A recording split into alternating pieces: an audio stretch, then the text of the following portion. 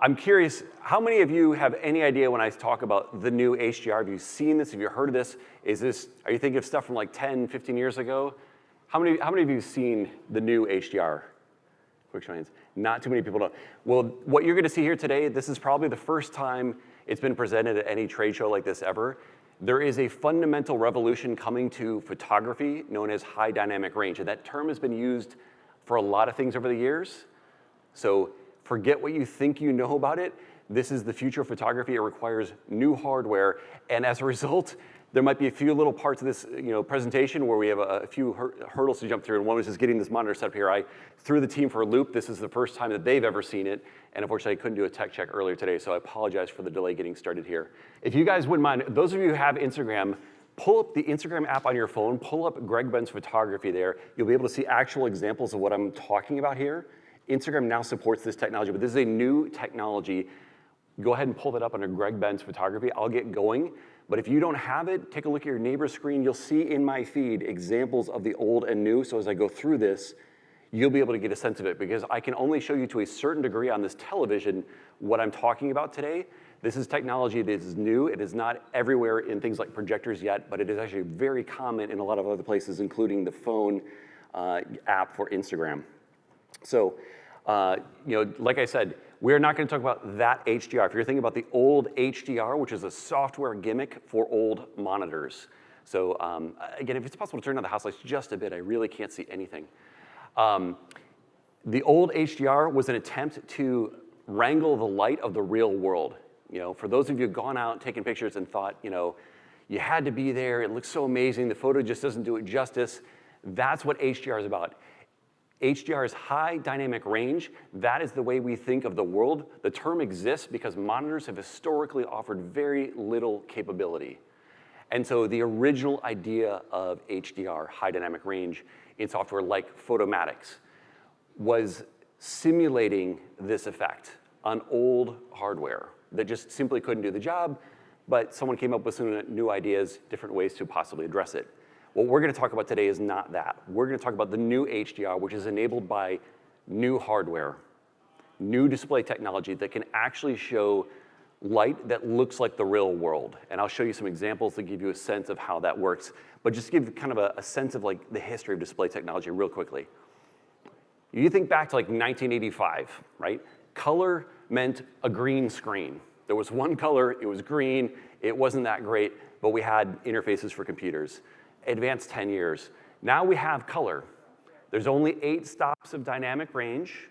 There wasn't even sRGB by 1995, but we had color. That's nice. Fast forward another 10 years, we had an sRGB standard. We actually had color profiles. And we started getting monitors that were thin. Instead of that super big CRT box, we were down to thin LCDs. But again, we still only had 8 stops of dynamic range. These weren't very high quality pixels for showing light. Fast forward another 10 years, we'd moved to P3, wide gamut colors. We had 4K, high resolution, but again, we still only had 8 stops. Fast forward 5 more years from that, in 2020, we started seeing a breakthrough revolution in both computers and phones, starting to catch up where TVs were even a few years before that, which is HDR display technology, offering 12 stops of dynamic range. For any of you who have ever spent time kind of trying to figure out which camera should I get, which one has the best for landscape, a really good modern camera quite commonly will offer 14 stops of dynamic range. That's similar to what we see before our eyes have time to adjust. So 8 stops in an old monitor is very limiting. That's why our images just never look like they did in real life. And now these HDR monitors are getting very close to showing what the camera actually captured, what we actually saw with our eyes. It's a much better representation of what these cameras have done for decades, quite frankly. So what I want to talk to you today about 3 different things. Why should you care about HDR? I'll show you some examples of that. How do I create it? How do you all go out, get started playing with this technology? It's very accessible to most of us in the room. You probably already have a screen that's capable of working with this. And then how do I share it? Once you make it for yourself, how can you share it with your friends, your family, your audience online, et cetera? So just to kind of recap, when I say SDR, I mean standard dynamic range. Think old displays. When I say HDR, it's high dynamic range. These are the new ones. So in the world of standard dynamic range, we had too much dynamic range coming out of the camera. We couldn't show it all. We had to give up something. And what we give up historically are the highlights. We really care about seeing shadow detail. We want to see the midtones, so we let the highlights go. So your sunset looks flat. It loses color. There's no contrast. The highlights are what's gone. So when we move into the world of HDR, we are undoing that compromise. And so we sacrifice the highlights. HDR is bringing them back, and that's where you're going to see the benefit are in the highlights of your images. So how many of you have grabbed the Instagram app and actually have my feed open? I'm curious how many people have access to that right now. Handful of you. So if you've seen that, you can swipe some images in my portfolio. It gives you a sense of that technology. Please show it to the people around you. They can get a sense of that. I'm going to try and pull some examples up here on this screen, and hopefully we're wired up to do this. Let's see what we've got showing here. We need to, so the HDR mode, I need to optimize for the screen. 1 second. So what you're going to see here is a so-so representation of the technology.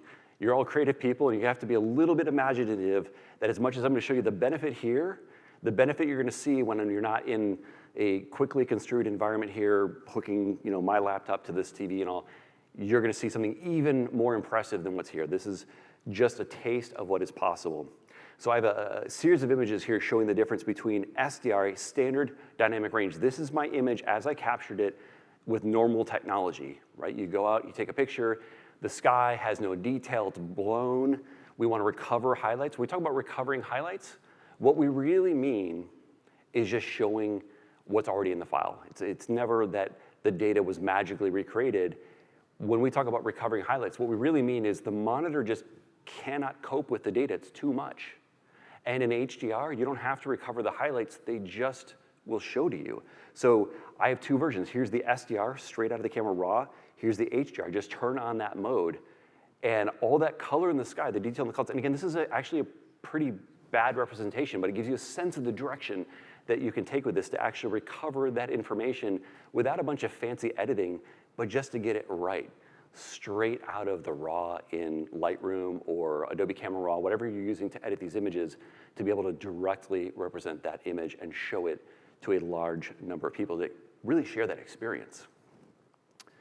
Another couple quick examples here. If you have kind of an interior example, versus a standard versus an HDR, this is really underselling it. In my screen here, I'm able to see all the detail outside of the windows. Just to give you a sense, you can actually see what's going on outside those windows. So you're getting a little taste of it here, but you can see much, much more with it. I think I have it in my Instagram feed if you want to see the original there. Or we've got a sunset where, out of the camera, it's going to look pretty bland. If I want to add more color to that sky in Lightroom, I have a couple of options to me, and none of them are very good in a standard edit. I can darken the whole image, but now I'm starting to lose that detail in the foreground, but that would show the color in the sky.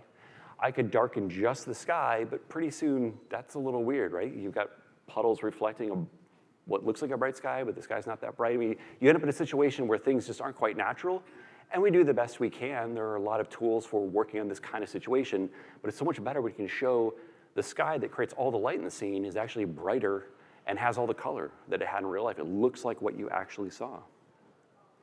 Or if you're shooting weddings, right? This bride, was shot in pretty soft light. I was pretty happy when I took this image a long, long time ago, back when I was shooting weddings. But the detail in her flowers, the detail in her dress, the shape of her arm, the detail there is lost. And you can see that starting to come back in HDR. We can actually see some of the color and shape of the flowers. You can see that dress that she spent so much time thinking about for a wedding day. You can see the details of it. You can see the shape of her arm, and she separates from her background to give the image some depth because the highlights now have the color, they have the detail. Or in architecture, where city lights may not glow. You have a background here where there's not a whole lot of differentiation. Suddenly you get this wow and kind of pop from these images. Or even, this is my niece, being dragged through the snow, and in standard dynamic range, the snow is all gonna look just bland white. There's no shape, there's no texture. And in HDR, you can see it. Again, this is really not fully showing what you can see from it, but I think it gives you a sense of just how much power there is in HDR to show these details, or in another sunset scenario to bring out the color and the definition in these scenes. So hopefully that gives you guys a sense of why should you care about this technology. This is a fundamental shift in what it means to be photographic creatives, that we can actually take images and show what the camera captured, recreating a sense of the real world, to getting a more beautiful, more natural result that no longer compromises your sunset or the bride's dress or the detail of the windows or whatever it may be. We so often have these situations that our monitors just cannot handle, and now we have that ability thanks to HDR.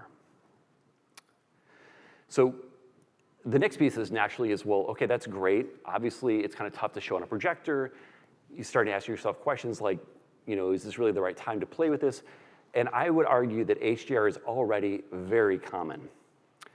Televisions have had this technology since 2016. If you have a TV that's less than 10 years old, you probably have this technology and can plug your laptop or computer into it today and use it. I've got setup instructions on my website if you want to do something like that.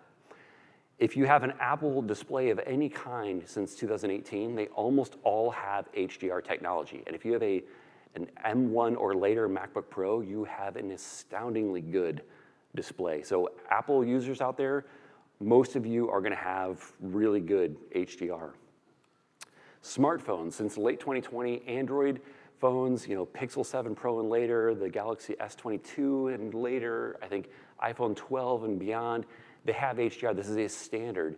And the way that these things go is that the hardware comes first and the software comes later. So the reason you're only hearing about it now, years after the technology came out, is there was no point in making the software available if only some people had the latest, greatest phone. So we needed multiple years of updates to hit critical mass that now it's worth it. Now we can use this technology for a large number of people. And we have support through Instagram and Threads. They have thankfully partnered with Adobe and created an ability to share these images. So if you've looked on my Instagram account, you've seen that it's available to you on Instagram. The same thing on Threads and even higher resolution. And the great thing about it is that most mobile phones have HDR. So when you share with your audience on Instagram, 85% of the people on that platform can already see the benefit of HDR. And for those who don't have the technology, don't worry, we'll get to this, but you will be able to share something that still looks great even if someone doesn't have the new screen. So the weird stuff you're seeing here in this presentation, that is not really applicable to the scenario sharing over Instagram. You will be able to share an image that looks great anywhere. So this is a very common technology and rapidly moving towards the point where no one's heard about it today. It's going to be much more commonly understood in a year, and a few years from now, it's just going to be a mainstream technology that a lot of people are using. And then PCs and monitors. This is one of the areas where there's a little bit of a gap. PC and laptops are increasingly having this right out of the gate. Some of them are quite good, and Lenovo has a laptop that I think is absolutely stunning. ASUS has a number of displays that are great for this. But in the arena of PC laptops or monitors, the selection is growing, but it's not as universal as Apple is already today. Most of you using Apple products probably already have this. But there are many options to get this. And the support is rapidly expanding when it comes to software. Every single icon you see here is a piece of software or a browser or a company that has added HDR support in the last couple of years. And I promise you this is a very incomplete list. There are so many moving parts in this just ecosystem. I exclusively focus on HDR these days, and I cannot keep up with it. I'm constantly getting notes from people in my audience saying, hey, have you seen this? Have you seen this? It is very rapidly moving towards being a mainstream technology. So how do I create it, right? So hopefully you have a sense now of why you should be excited to try it on your own, but how do you do this? Well, Adobe's made this very easy, and there are, I think, 3 key components. First is you need an image. And the natural question is, well, what kind of image? Do I have to shoot different? Do I need something special? No, you can use any image. Even like an old JPEG would actually be reasonable source material for this. You need an HDR display to see it. You actually don't need it to edit it. I sometimes edit without the display. That's possible. But ideally, you have the display. And then Lightroom is a great way to get started. There are other pieces of software that support it, but it's just built right into Lightroom. And as you'll see, we just click one button, and you're off to the races in Lightroom. So speaking to the source image, right? Like as I said, you can use any source image. You do not need bracketing. So for those of you who are familiar with the old HDR, one of the questions I get a lot is, hey, do I have to bracket these images and merge them? No, you do not need to do that. I would actually discourage it. It's rarely beneficial. There are a few edge cases, but 99% of the time, just shoot one good image, and that's all you need. Ideally, it's raw. The same rules that apply to standard photography apply to HDR photography. It's really not different. The same things that yield success in one work in the other. And then, of course, expose to the right, ETTR. If you're not familiar with that, it means shoot as bright as you can without blowing out the highlights. That's how you get as much data onto the sensor as possible. You're loading it up with great detail in the highlights. You're avoiding noise in the shadows. This is the same thing that you should be doing for any image, but for HDR, because we can show more of the image, any error in your shooting might be a little more evident, so it's even more important. As far as HDR displays, a lot of people ask me what display should they get to get into this, and I would say start with the one you already have. Most of you probably already have a display. I'd say good chance most of you in this room have anywhere from 1 to 3 HDR displays already and do not know it. So use what you have. If you have an M1 or later MacBook Pro, you have an outstanding, best-in-class display. But if you have any Apple display from like 2018 or later, they all have kind of some level of HDR in them. If you have a modern smartphone, something less than 4 or 5 years old, iPhone, Pixel, the latest generation of iPads, they all have great HDR support, and Adobe supports this. So if you have iPhone, iPad, or Pixel Pro, they already support the HDR mode. You can use it right in your phone or in your tablet to edit with this, even if you don't have it in your laptop or your monitor. And then your television. As I mentioned, you can use a TV as an HDR monitor, and most TVs, if you run around the halls of Costco, I don't think you can find a single TV that does not have HDR. It's very hard to find one that does not support this now. So you can just plug your laptop into your TV. You'll have to enable the right settings to turn that on. And as I said, I've got some descriptions on my website on how to do that. It's not hard, but you flip that mode on and you'll be able to use the TV you already have to get started and play with this if you don't have one of the other display options. And if you do want to go out and buy it, I have more information on my site that you can go deeper on this. But generally speaking, there's just a couple things you need to know.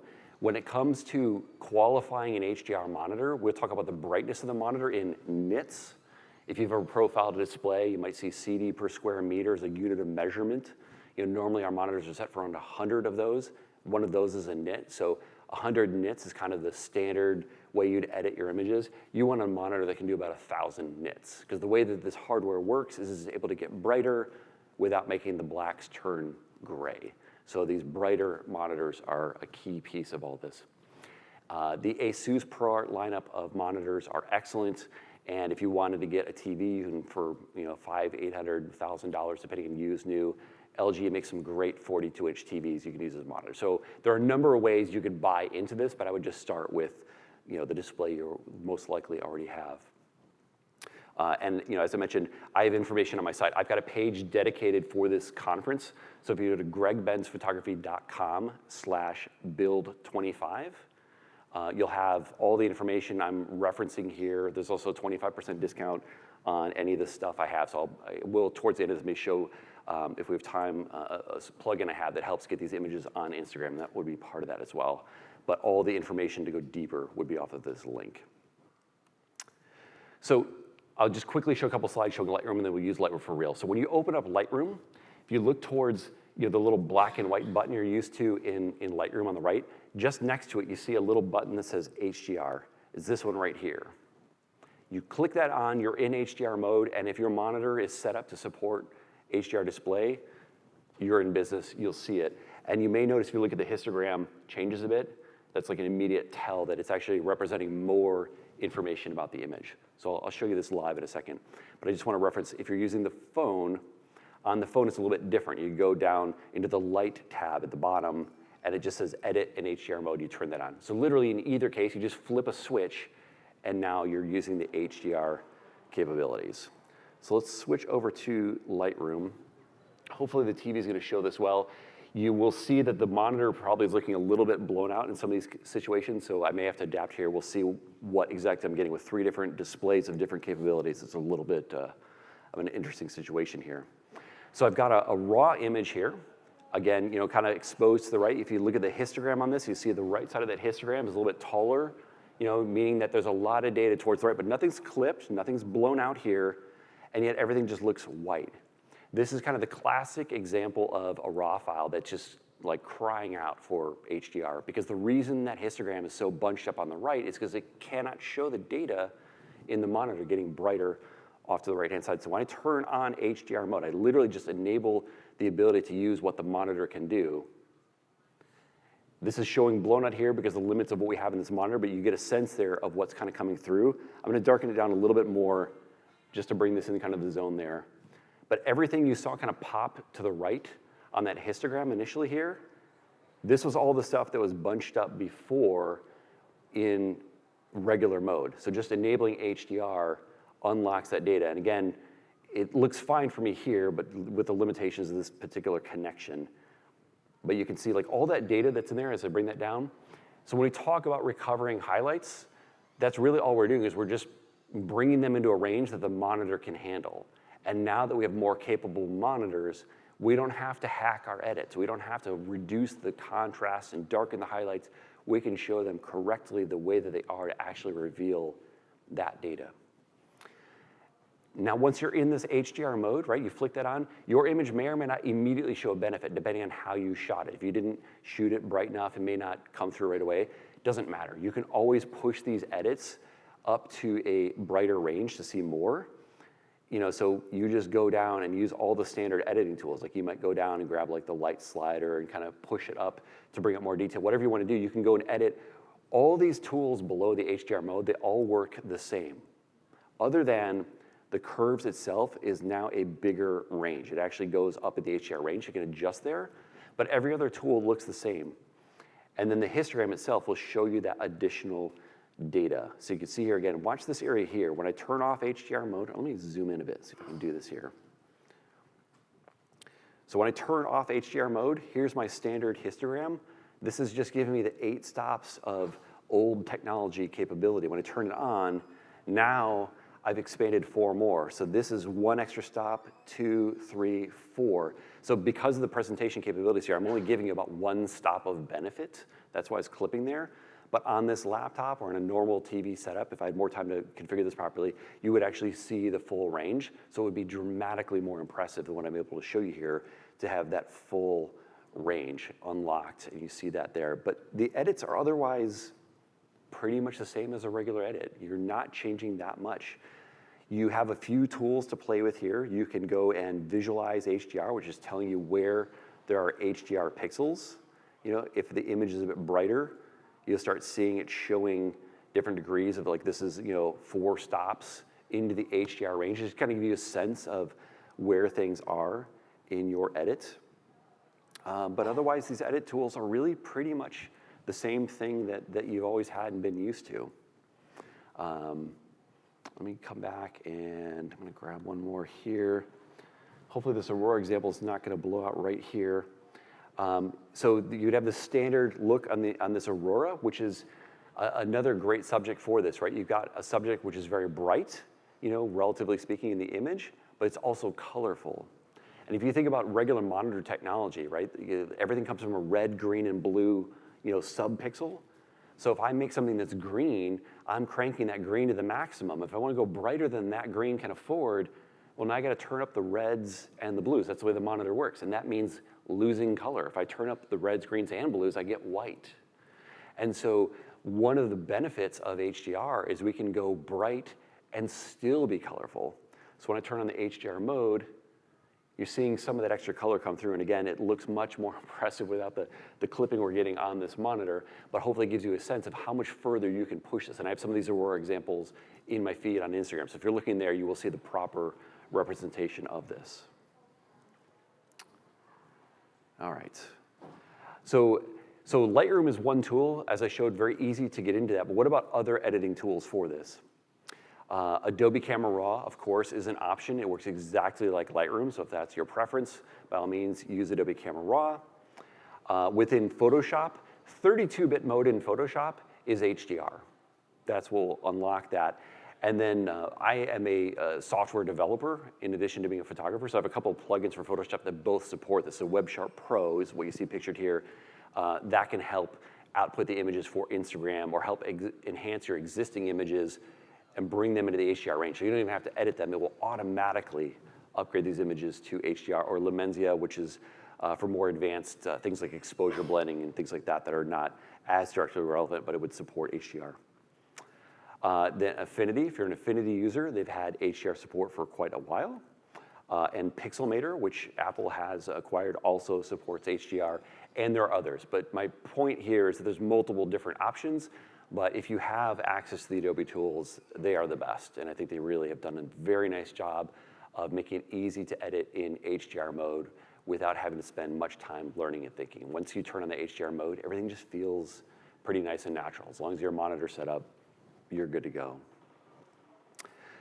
And how do I share it, right? So we talked about, why should I care? How do I edit it? Those parts are fairly straightforward. The how do I share it part is a bit more limiting. This is the part that's still being kind of built out, and the reason you've not heard about it yet. Because today, it's a little bit harder to put it on a projector or to share it to any random site on the internet. But I want to talk to you about the options you have available to you today. Eventually, this will just be like any other file. It'll work anywhere easily. But today, you want to know where to go to have an easy experience sharing this. So Instagram and Threads, as I mentioned, are probably the best place to go. It's fully supported, and the audience on these platforms almost exclusively has HDR. It's 85% of your audience is going to be able to pick it up and see the benefit of HDR. And if they don't have it, it's going to fall back to something that still looks nice. So there's no penalty for getting into the game here, even if someone viewing your artwork doesn't have support. On the website, a great way to go is just your own website. As long as you control the image, when you export it from Lightroom, which I'll show you how to do in a minute, they'll be able to view it, and it will be designed so that it works for anybody. No special gimmickry. You just have to avoid it being re-encoded, and that's the problem with some of these third-party websites, is if you upload it and they reprocess your image, then they may convert it to just the SDR standard version and lose that HDR benefit. Built into Lightroom, I've got a tutorial on my site. We won't have time to go through this today. I've got a tutorial on this.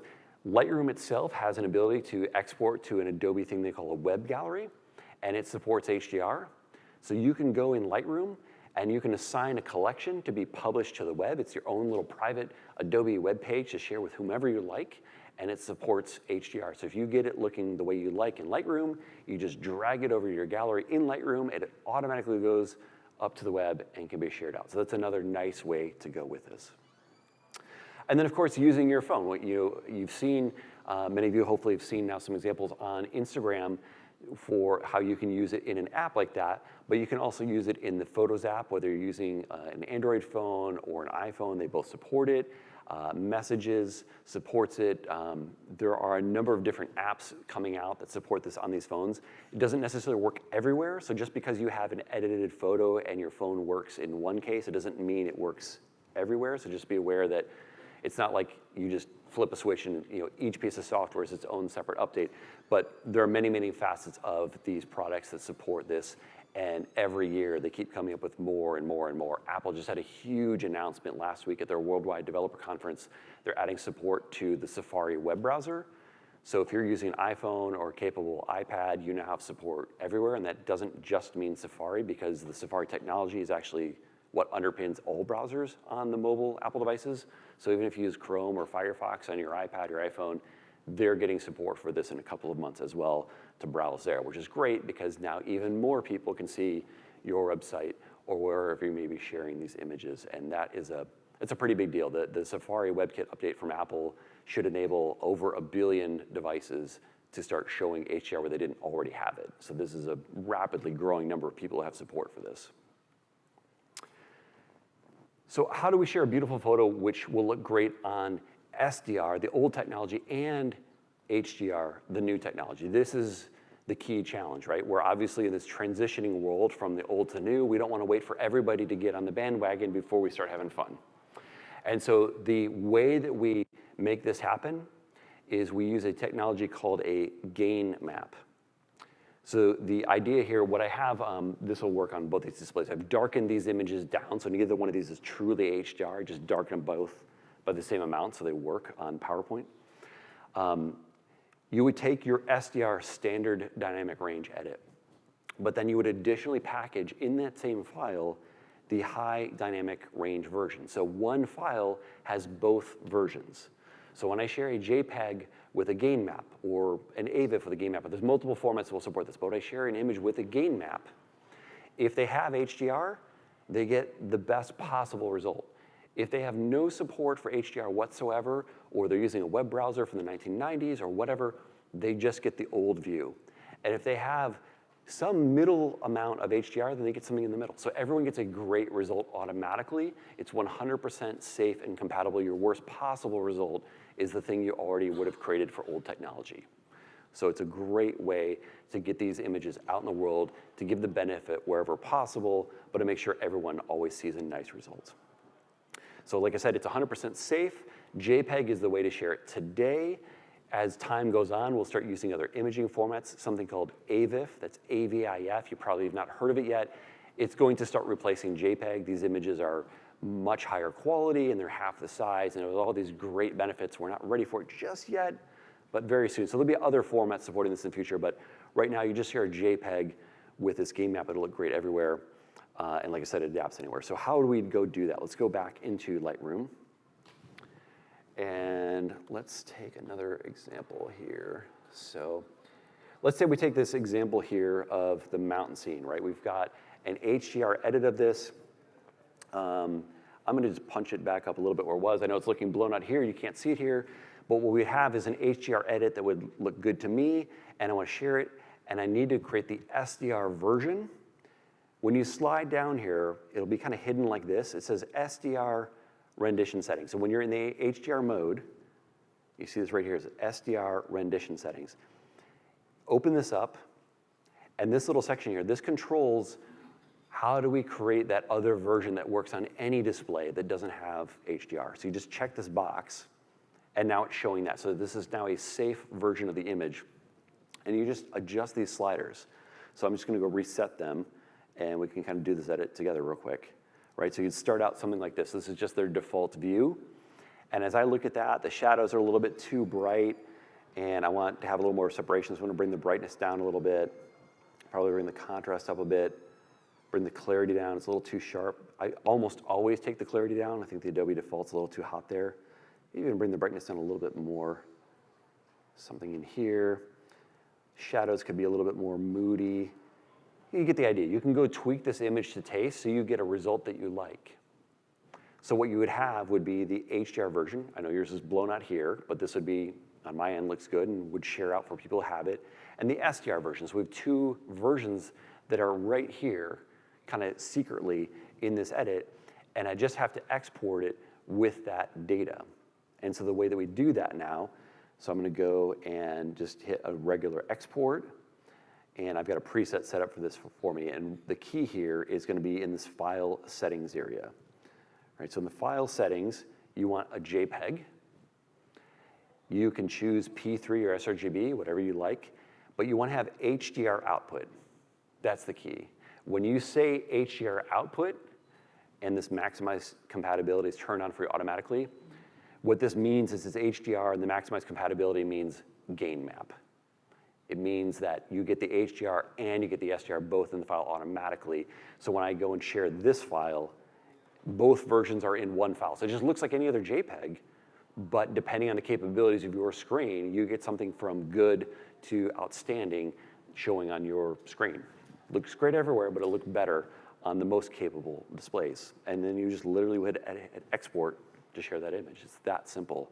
So again, it was that preview for SDR display to figure out how you want it to look for people who don't have HDR, and then turn on that HDR output when you're sharing your JPEG.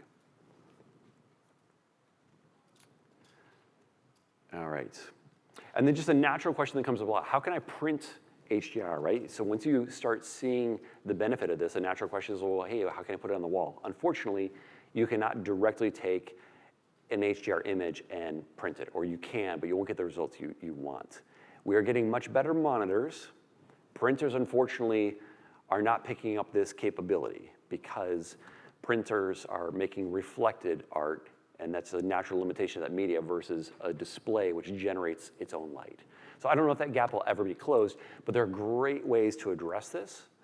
And I'll show you one way we can take your existing print-ready image and upgrade it for HDR so that you can get a better result online, but still have an image to print.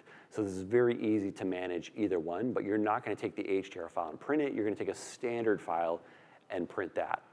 And if you were trying to create it from your HDR edit in Lightroom, you could just export it as a regular JPEG or whatever you wanna print, and use that, and that will be in that file for you. So it's actually pretty easy to address. And then just want to show one more example of like how do you get to this to Instagram, because the files coming out of Lightroom unfortunately do not work on Instagram. They're perfectly valid files for the web. However, Instagram kind of predated the standards for the web, and they have yet to catch up a little bit. And so the software I've created for Photoshop is designed to meet some specific tailored requirements of Instagram. So I'm going to go and just show, I would go and create, for example, I've got an HDR edit here. Let's turn off the preview here. I have my HDR version, and then next to it I created a virtual copy where I created my SDR edit. So I've got two versions that I like. This approach also means I can use any control I want to use. I want to use sky mask, local mask, whatever. I can do whatever I want. I have two different edits with a virtual copy. And all I'm going to do is just select both, right-click, and say Edit in, open as Smart Object Layers in Photoshop. So I'm taking both versions, my HDR and my SDR, and opening them up in Photoshop. And then when I do that, over in Photoshop, my software is automatically kind of recognize this. You'll see it labels the bottom one as SDR in a second. So now I have both of these. I'm going to dim this down. I get a little kind of educator's thing. This is just darkening the display, just to give you a sense of the relative difference here. So I've just darkened the display. And this is the HDR on top, this is the SDR. So neither of these look good because they're both too dark, but it just shows you the SDR would be like this, and the HDR would be that much brighter. You'd have these city lights that glow. That's kind of what's in the edit that I've created here, if you're able to see it on the screen. But I would literally just choose settings for Instagram, meaning I choose the Instagram template, and then in the settings for the panel, this is WebSharp Pro, this is my plugin here. You would choose to output JPEG with a gain map, and then just hit export. It's going to take that SDR and HDR version, it's going to package them into a single JPEG file, and you can just take that image and upload it right to Instagram.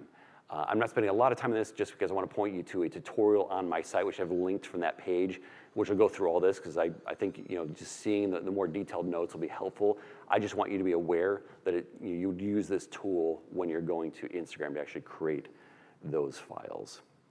So yeah, I'm happy with my edit. I just hit save, and it's going to output this file. So now I have, this would be the gain map. So it's just one file on my computer, but inside of it are actually two different edits. And just to give you a little feel for what this looks like, if I open this up in something called the Adobe Gain Map Demo App, this is a free Adobe tool meant to deal with these. This is my SDR edit in here, this base image. The gain map is actually this like weird thing that converts from one to the other. So that's inside, that's what's going on under the hood. But just think of it as two photos inside the same file. All right. And I'm going to end on this slide to be able to take questions. I'm sure there'll probably be a number of questions around this. But this, again, is that page on my site, gregbenzphotography.com/build25, where I've got links to all the relevant material to go deeper on this that I've talked about. Or if you wanted to learn more about the software, get it at a discount this week. I've got a code for that, as well as the bottom of this. I know it's hard to read the small print here. It's instructions on how to set up your display. Walk you through how to actually turn it on in my Windows machine or my Mac to enable the mode so I can start using it in Lightroom. So with that, I'm going to stop there and be happy to answer any questions or go deeper on any of the things I've showed. Yes, please. Forgive me, I'm going to work on, I'm trying to find where the microphone went. Oh, sure. I can yell. How much larger are the game map files than the older files? That's a great question. So the question was, how much larger are the gain map files? So they do add space, because of course we're adding another image. The reason, when I showed you that screen, like the map itself was like gray and kind of weird. The reason that we're not putting two actual images in there is it's more efficient this way. It's just kind of this little developer trick. So the JPEG is about 30% bigger than it used to be with this format. But in the future, we'll be able to encode in a more efficient way, where it's probably more like a 15% increase when we get to these newer image formats, and that's relative to a much smaller file. So net, when we're able to share an AVIF with this technology a year from now, it'll probably be like 30% smaller than the JPEG you use today, maybe less. Because an AVIF is like half the size, sometimes 80% smaller, so it'll be a little bit bigger than a much smaller file. So we're headed towards a world where these will be nice, small files. Yeah. Another question right here, please. Please, yeah. Hi, thank you so much for this. I really appreciate the extra tutorial at the end. Thank you so much. I'm wondering if there's a way upon importing images to automatically apply HDR, or if there's a way, if not, to at least batch apply HDR? Yeah, so when we go into Lightroom, and again on my site I have like a list of like kind of recommended settings to cover some of this. Most of the defaults in Lightroom are gonna be what you want. When you go into Lightroom preferences, let's see if I can remember where this is here. I think it's under maybe interface or file handling. There's a particular setting I'm gonna turn on. Presets. Here under presets, it says enable HDR editing by default for HDR photos. So you turn that on, and what that means is when you turn on this setting, enable HDR editing by default, what it means is that when you open the image, if it's capable of HDR, this button will be checked for you. It'll already be HDR mode, so it's just saving you the need to click that button.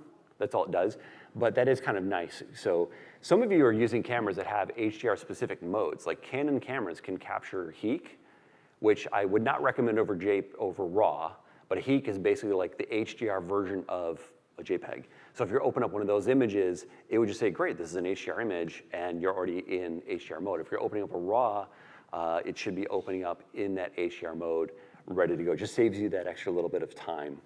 Same thing if you're importing an old edit that had it, or a friend sent you an HDR photo, it would be ready to go in that mode. So for the most part, it's just kind of a convenience factor. But if you just keep your eye on that HDR mode, if it's not showing you what you think you should see, just make sure you're actually in the mode you expect to be in. Hi, how you doing? Just real quick, you said that if you printed it, you wouldn't really get a good result on a regular printer, right? I'm assuming you're meaning on paper, right? So would it be different if you printed it onto like metal or glass? Would it make a difference in terms of the quality that you're getting? The more that you can illuminate your print to really be like, so use a high quality paper like a Lumichrome or something that's high contrast. If you light it with like a halogen light or things that bring out, you can create a print that's a high contrast print. That's what we're really creating with HDR, is just having more range, right? We have good deep blacks and bright highlights, and prints usually have kind of poor blacks. So if you can hit that print with good light to bring up the highlights, and you still have a quality print paper that keeps deep blacks even when it's lit, that's gonna be a little bit better, but you're still gonna be printing an SDR source, because by definition, the upper limit of the old SDR range, that what we used to think of as white, that is no longer the maximum your screen can show. So the upper range of the SDR range, that is the paper itself in a print, and everything goes darker from that with ink. So the literal interpretation of HDR in printing would be ink that glows. It's brighter than that. It's brighter than that paper white. So when you would make these images, let's say you have a strong preference for print. You care about nothing but prints, but sometimes you share online. You could, for example, I'm gonna take an example. I got a shot here of New York City. This is an SDR edit. I'm gonna open this up in Photoshop to use Web Sharp Pro, because Web Sharp Pro has this ability to upgrade. So this is an image in one of my courses that was meant for print. I did it before I was playing with HDR even, so it would be ready to print. But let's say I now wanna share it on Instagram. When I go to Instagram, I'd like to make something which is a little bit more punchy, shows a little bit more of the benefit of HDR, take advantage of that screen technology. I can go and in Web Sharp Pro choose this Enhance SDR to HDR. It's going to automatically derive a better version for me to use. So with no additional effort, I would have this ready to go. And I'm just gonna show you, so it's automatically dim for the display here, right? So this would be the blown out, you can't see the HDR, but like this is darkening so you can see both for demo here. So here was my original, which has been darkened, but it's the exact thing I had for print. And here's the HDR version.